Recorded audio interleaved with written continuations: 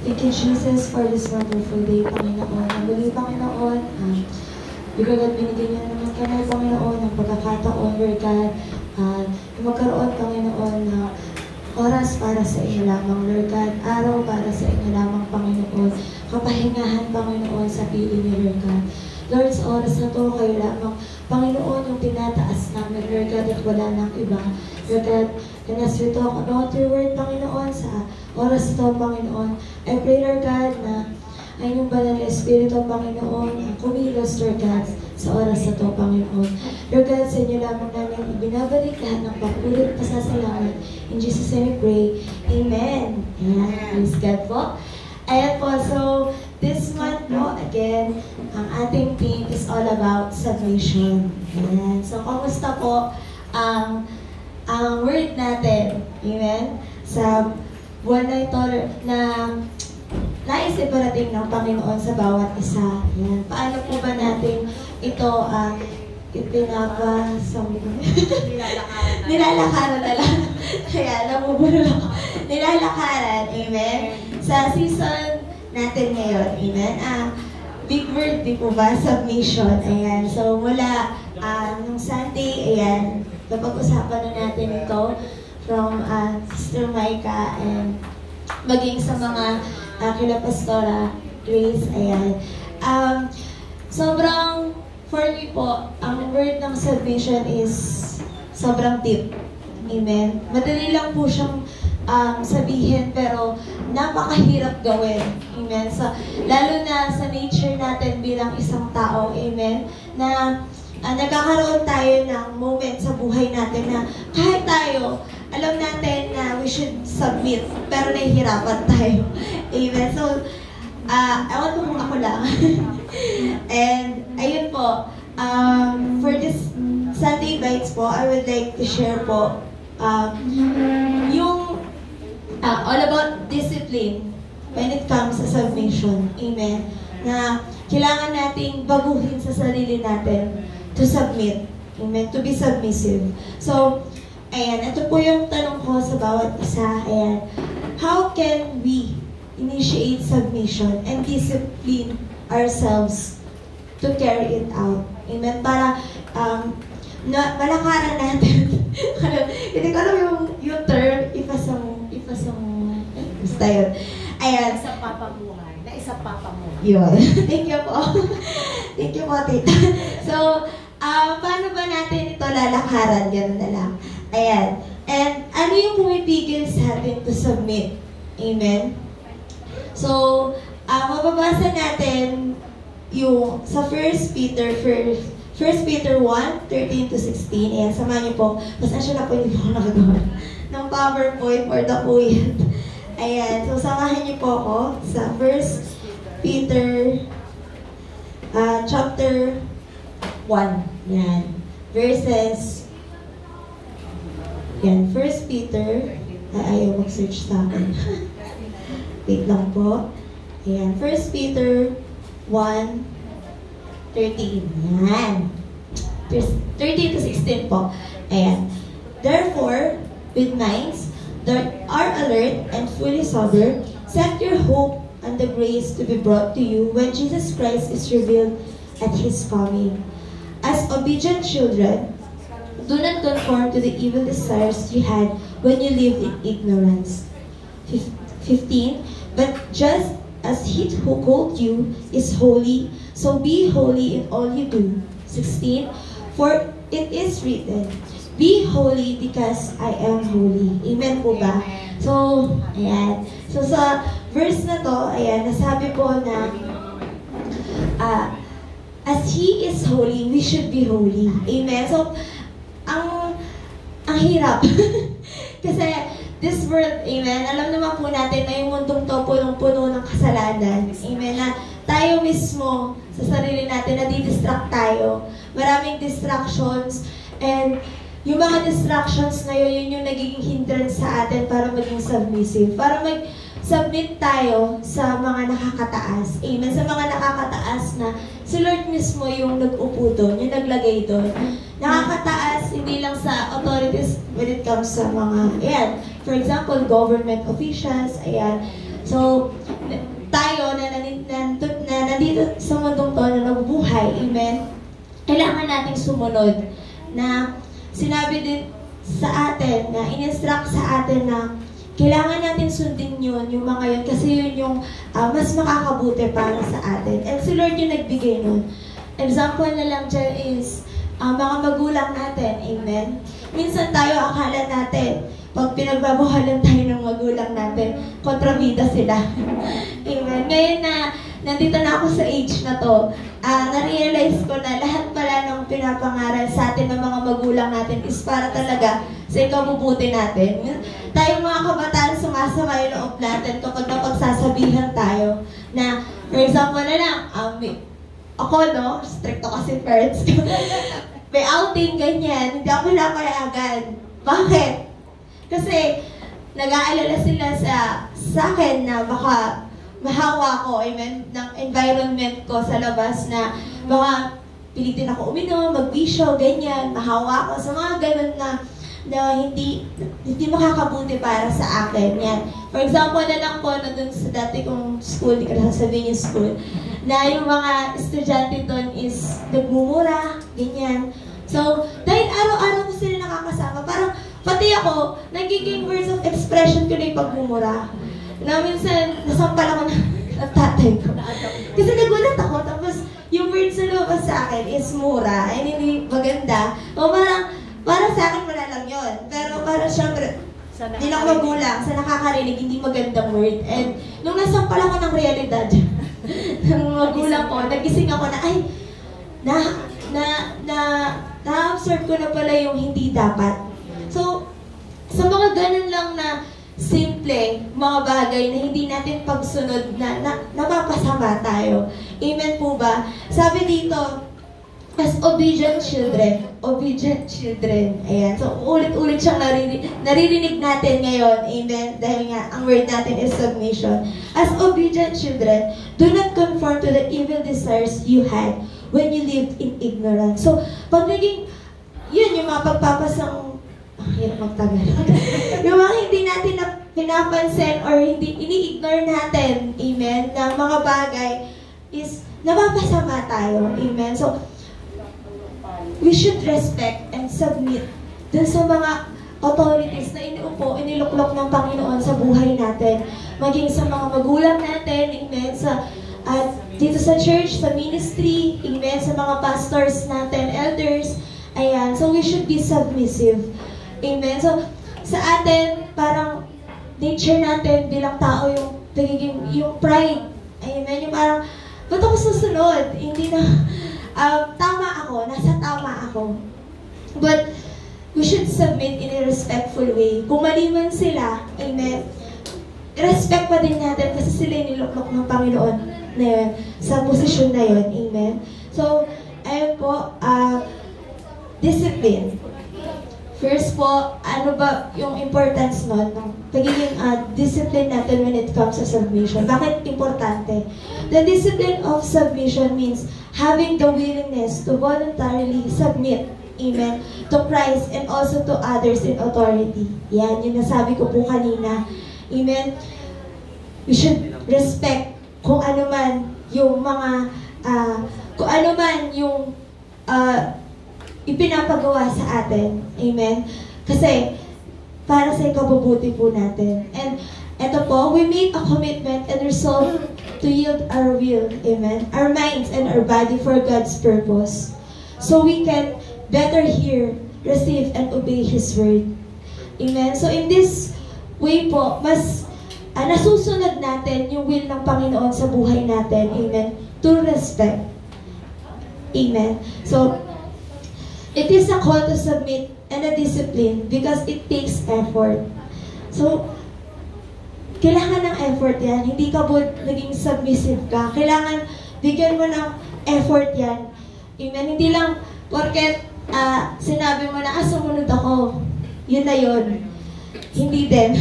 Kasi darating din sa point or may darating din ng time na mas lalamunin ka ng pride mo na kailangan masunod ako. Kailangan ito yung ganito, ito yung gusto ko, ito yung ganyan. So, hindi. It takes effort. It takes time. Hindi receive ka na.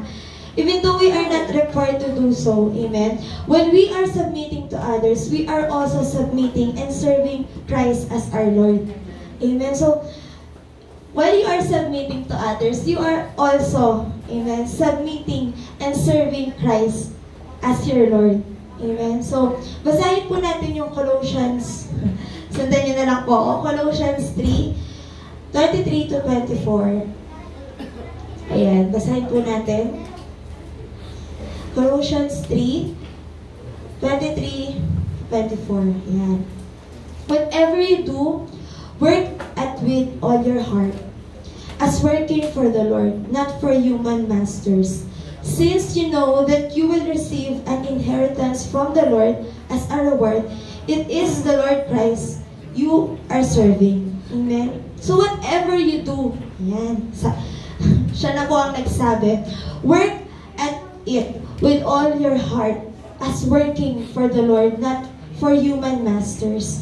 So dito po, for me, this verse, amen, it also talks about sa ministry naman po, no? Amen. So, marami man sa mundong to, amen, sa ministry, hindi lang sa ministry pala, pang-araw-araw din natin buhay, sa mga nakakasalamuhan natin, na may mga maririnig at maririnig tayo, amen, na minsan nakaka-discourage. Minsan na nakakaano na lang, parang ikaw mismo sa sarili mo, parang ayaw mo na. Amen. Pero, sabi dito, whatever you do, work at it with all your heart, as working for the Lord, not for the human masters. Amen. So, gawin mo yan para sa Panginoon, hindi para sa sarili mo. Kasi, once you submit, nakalimutan mo na yung sarili mo. Kinakalimutan mo na yung sarili mo. Kinakalimutan mo na yung nais mo, yung gusto mo lang para sa sarili mo. Amen. Iniisip mo na, sinasa puso mo na yung gusto ni Lord para sa'yo. Amen. So whatever you do, work at it with all your heart, as working for the Lord, not for human masters. Since you know that you will receive an inheritance from the Lord as a reward. It is the Lord Christ you are serving. So, etong reward na to be follow na lang yan eh. Amen? To be follow na yung reward ni Lord sa'yo. Pero dahil mahal mo si Lord, you will serve the Lord with all your heart. And not just because sa mga taong nandyan sa paligid mo. Amen? So, submission is not a loss. Amen? For our identity or personality. Rather, we are freed and enhanced to be better and more content with God. Amen? So, hindi kawalan yan. Hindi porket nagsubmit ka, talo ka na. Amen? Nagsasubmit ka dahil mahal mo si Lord. Nagsasubmit ka kasi pinalaya ka ng Panginoon eh. Pinalaya ka niya sa kasalanan niya. Ito, pinalaya ka niya dahil mahal ka niya. What more yung mag-submit ka dahil mahal mo siya? Amen? What more yung kalimutan mo yung sarili mo dahil mahal mo siya? Amen? Basahin po natin yun sa Mark 12:30 to 31. Ayan. So, sundan nyo na lang po ako. Ayan. Mark 12, sabi ko, 30 to 31. Ayan. So, basahin po natin sabay-sabay. Amen. Love the Lord your God with all your heart and with all your soul and with all your mind. Namnamin po natin ang salita ng Panginoon. And with all your strength. The second is, love your neighbor as you love yourself. There is no commandment greater than this. Etong dalawang utos ng Panginoon. Napakadaling sabihin, napakadaling basahin. Pero napakahirap, nakakalungkot sa ating mga Kristiyano na lakaran, amen, na itanim sa puso natin. Love the Lord your God with all your heart, with all your soul, and with all your mind, and with all your strength. Pause. Dun po muna tayo. Dun ba sa love the Lord your God with all your heart, ginagawa ba natin? Amen? Masasabi mo bang mahal mo ang Panginoon ng buong puso? kung sa simpleng mga bagay lang tulad ng kanina, amen, na hindi, ito na lang, nakakalimutan natin mag-pray. Minsan pag gutom na gutom tayo, nakalimutan natin, thank you Lord. Kasi gutom ka eh, nasubo mo na. So nakalimutan ko magpasalamat. Amen. Guilty ako dyan. Guilty po. So, dun pa lang, sa ganung simpleng pagpapasalamat, amen, pag dilat pa lang ng mga mata natin, sino na yung nasa isip natin? Amen? Si Lord ba? Pagpapasalamat ba sa Panginoon na, thank you Lord, sa panibagong umaga, sa panibagong buhay. Amen? So, dun pa lang masasabi mo bang mahal mo ang Panginoon. Second, with all your soul and with all your mind. So, yan, minsan, di naman natin naiiwasan, di ba? Na nagkakaroon tayo ng, ayun nga, dun sa kanina nating verse na dahil sa maraming distractions sa mundong to, amen, na tayo mismo sa sarili natin, natitempt tayo, amen, nagkakaroon tayo ng mga temptations na hindi dapat, amen. How's our purity, amen, and with all your strength. Tingin mo ba nabibigay mo lahat para sa Panginoon? Tingin mo ba yan na yung best effort mo sa Panginoon? Akala mo, ginawa mo na yung pinaka-the best mo, pero hindi pa pala. Meron pa pala kayong mas maibibigay para sa Panginoon. Pero, ikaw mismo feeling mo pagod na pagod ka na. Ikaw na lahat kumikilos. Pero kulang pa yan eh. Sa lahat ng binigay ng Panginoon sa atin, kulang pa yan. Kahit 24 hours ka pang mag-serve sa Kanya, kulang pa yan. Amen. So, nasasabi mo na ba sa sarili mo ngayon that you are serving the Lord with all your strength?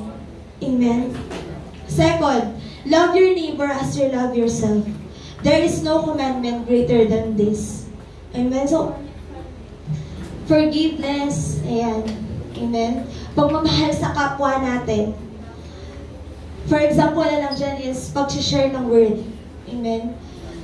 Hirap tayo, guilty din ako dyan. So pag-share ng gospel ng Panginoon sa ibang tao na hindi natin kilala. Pero hindi natin alam sa simpleng pag-share natin ng word na yun, ng gospel, sa ibang tao, sa taong yun, is nakaka-bless na tayo ng ibang buhay. Amen. Na sa pamamaraan na yun, naliligtas siya. Amen. Na hindi natin alam sa pag-share natin na yun, mas nag-glorify natin ng Panginoon. Amen. Sa pagpo-post sa social media, imbis na mag-post ka ng post ng all about sa mga memes, ayan, sa mga, sorry sa word, wala kang kwenta-kwentang bagay. Why not mag-share ka ng gospel ng Panginoon?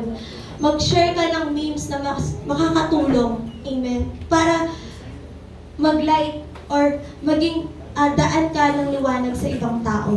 Amen. So, etong dalawang commandments na to, sobrang hirap. Napakahirap para sa atin gawin. But I believe, nakakayanin natin to dahil mahal natin ang Panginoon. Submission. Amen.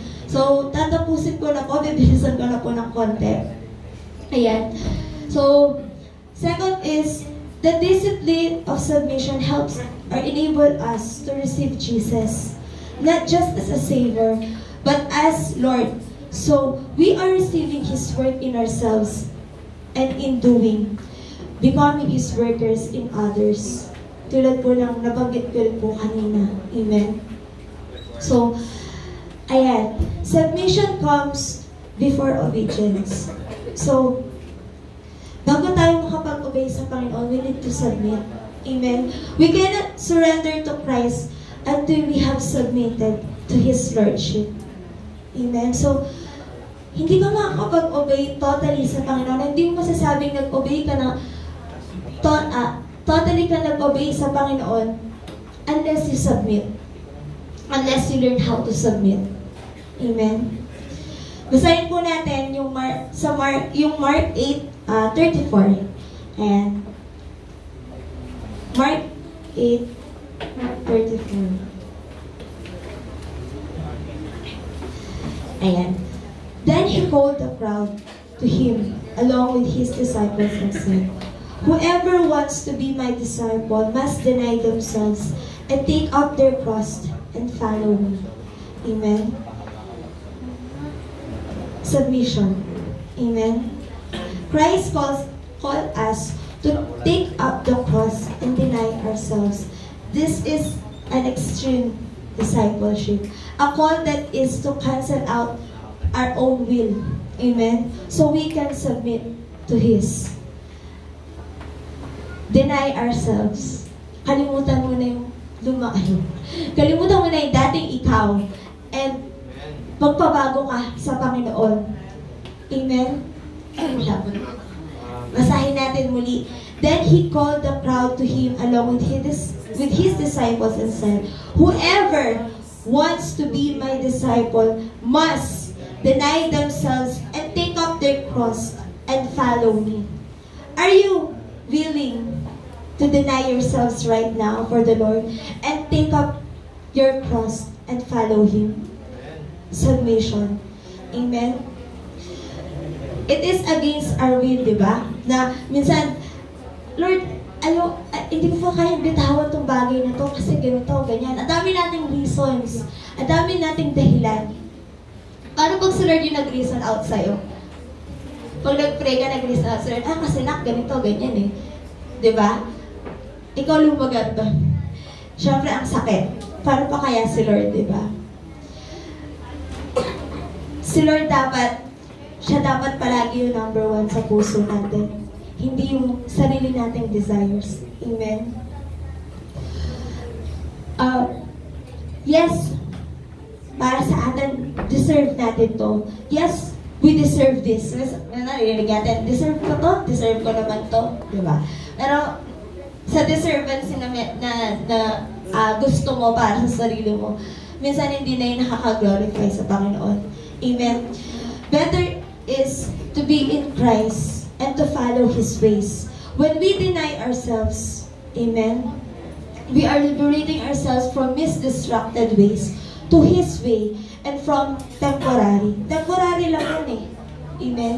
Yung sa Panginoon, forever yan. Panghabang buhay. From temporary to eternal. Amen? So this morning po, ayan, magtatapos na po ako. The Lord wants to remind us na lahat ng nasa mundong to temporary lang. Lahat ng meron ka, pag namatay ka, hindi mo madadala yan sa hukay. Sabi nga nila, hindi mo yan madadala na yaman mo ngayon. May kotse ka, may maganda kang bahay, marami kang ipon. Pero lahat ba yan madadala mo pag namatay ka? Amen. Lahat tayo parehas ng ending. Amen. And what is forever is yung kaligtasan, yung makakasama natin yung Panginoon, panghabang buhay. Ayaw niyo ba na mapipraise and worship mo si Lord panghabang buhay? Walang katapusan kasama mo ang Panginoon. Amen. Walang katapusan magsiserve ka sa Panginoon. And that is our purpose kaya tayo nabubuhay. Amen po ba? Let's pray po. Hallelujah. Thank you, Lord God, sa napakagandang umagang to, Panginoon, for reminding us once again the beauty in submission, Panginoon.